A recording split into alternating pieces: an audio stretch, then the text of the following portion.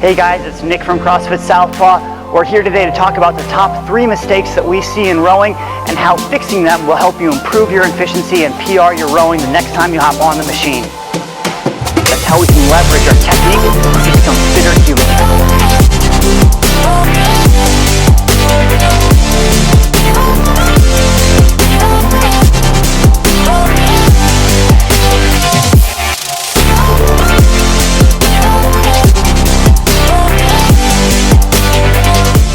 Quick little story before we get started.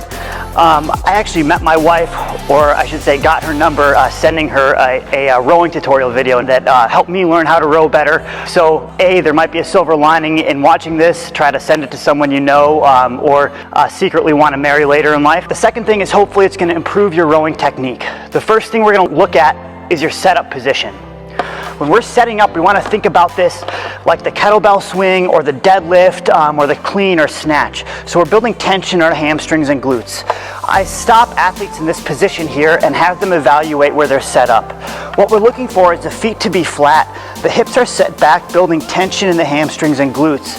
We're reaching forward with the arms to try to get to that center position. What we'll see oftentimes is people coming up on their toes trying to get the seat as close in as possible. They're trying to do this for good reason. They're trying to maximize the distance in their stroke. What they don't understand though is that this distance right here is the same as this distance here. This is just a much more mechanically strong position. We're going to be able to use the stronger muscles in the back of our legs to drive out of that position where it have more power. So again, checkpoints: feet flat, hips are back, tension in the hamstrings and glutes. Try to keep that back nice and straight as we're reaching in here. The second issue we see is people trying to fight for strokes. They're trying to maximize the number of strokes that they get. In reality, the rower responds to the power of every stroke. So let me show you an example of those two. This is an example of trying to go fast for number of strokes. Here. So my pace there was 2:07. My stroke rate was 45 strokes per minute. This is an example of trying to be powerful.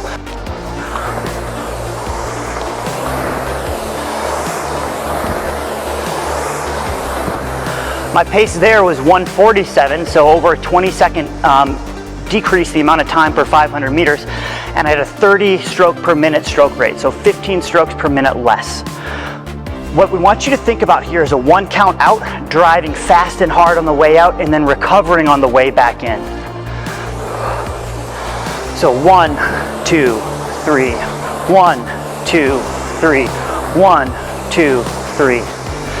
A good drill that you can do to make sure that we're rowing correctly and using the correct cadence is to take your feet out of the straps. I'm going to drive out and then I'm going to let the rower handle return in the exact same way it went. So handle, hips, legs. Handle, hips, legs.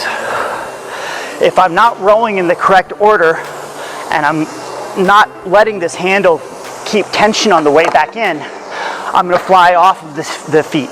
Point number 1 is position. Make sure our setup position is correct. Point number 2 is cadence. We're focusing on maximizing power, not on maximizing the number of strokes. Point 3 is going to be order of operations, and that's something we talked about in that last drill that we just did without the straps, something that I think is really helpful to keep in mind here. So when we're rowing, we want to think about driving first with the legs. So this is going to be my first movement. Second, I'm going to open up the hips.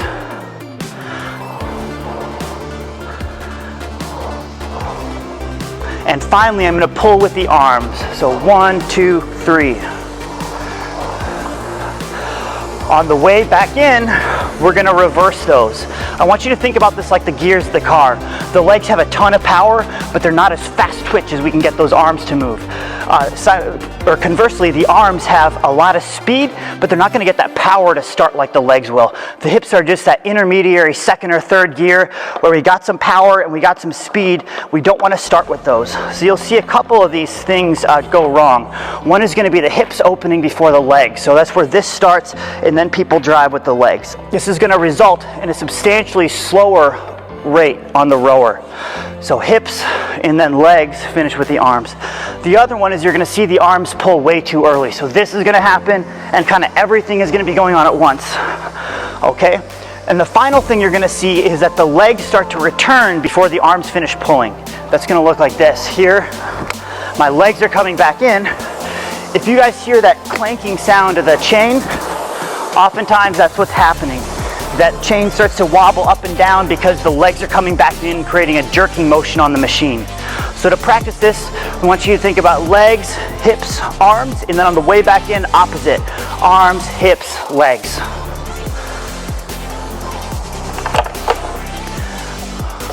So those are the 3 tips that we have for you guys.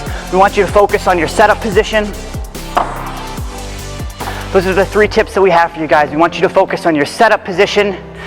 We want you to focus on power in the stroke versus number of strokes. And then we want you to focus on the order of operations. Legs, hips, arms. On the way back in, we're gonna do arms, hips, legs. If you take time and implement these, your rowing will improve substantially, even without an increase in your fitness. This is Coach Nick. I'll see you guys next time.